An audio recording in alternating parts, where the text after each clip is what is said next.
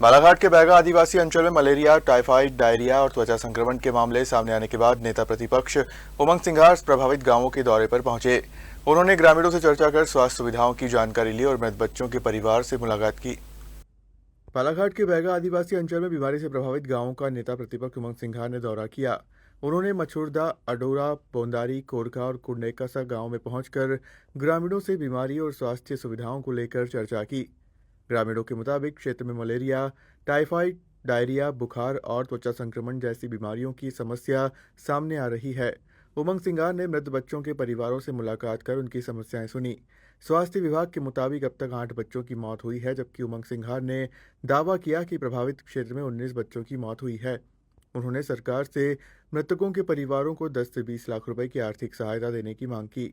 सिंघार ने क्षेत्र में स्वास्थ्य सुविधाओं, शुद्ध पेयजल और बच्चों में कुपोषण की स्थिति पर भी चिंता जताई। उन्होंने मलेरिया नियंत्रण और मच्छरदानी वितरण को लेकर भी सवाल उठाए। दौरे के दौरान बेहर विधायक संजय उइके, परसवाड़ा विधायक मधु भगत सहित कांग्रेस के नेता और कार्यकर्ता मौजूद रहे।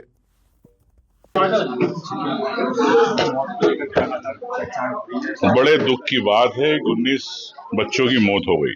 सरकार जवाबदारी नहीं लेना चाहती, ना प्रशासन की मौतों के आंकड़े छुपा रहा। क्यों छुपाना चाहता? क्या आपकी नौकरी पे आ जाएगी? क्या उन परिवारों के जो बच्चे शांत हुए उनकी माओ से पूछो, उनकी कोख आपने सुनी करी और आपकी लापरवाही के कारण उनकी कोख सुनी हुई है। बेगा आदिवासी जो बेचारे भोले भाले हैं, नक्सल प्रभावित क्षेत्र में रहते हैं, जंगलों में रहते हैं, जीवन यापन करते हैं, उनके अधिकार छीने जा रहे हैं। उनको बांस काटने नहीं दिया जाता। जिस प्रकार से आपने देखा, लोग कहा उनके घर प्रधानमंत्री आवास के पूरे घर नहीं बन पाए। 40,000 रुपए मिले, बाकी पैसे ठेकेदार खा गए। ये आपके सामने प्रमाण दिखे। गांव के अंदर मच्छरदानियां नहीं है। मलेरिया विभाग कहता है कि हमने हर साल मच्छरदानी बांटते, लेकिन मच्छरदानी नहीं मिली किसी को। यही स्वास्थ्य विभाग के अंदर 0 से 3 वर्ष टेक होम बच्चों को मिलना चाहिए, दलिया मिलना चाहिए, पोषण आहार मिलना चाहिए। लेकिन आपने देखा कि महीने में एक बार या 2, 4, 6 महीने में एक बार दे दिया, उसके बाद उनको मिला नहीं। तो ऐसे तमाम बातें हैं जो सरकार छुपाना चाहती है अपनी लापरवाही को। क्यों छुपाना चाहती हो? कल पत्रकार वार्ता में शायद आप नहीं थे।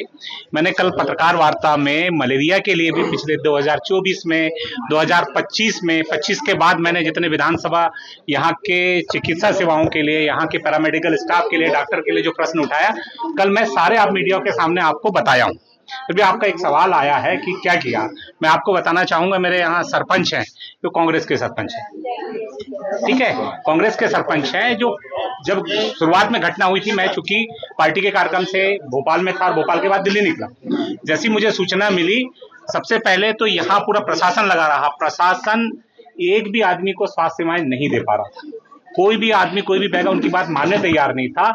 हमारे सरपंच साहब जो कांग्रेस के हैं, पूर्व जिला पंचायत अध्यक्ष कुंती धुर्वे जी उनके पति हैं, पूरी मेहनत उन्होंने किया, घर घर से लोगों को निकाला और पहुंचाने का काम कांग्रेस ने किया। एक सवाल, कांग्रेस में तो आज भी सही इलाज नहीं हो रहा, ये बोलो। ऐलान कर दी है, लेकिन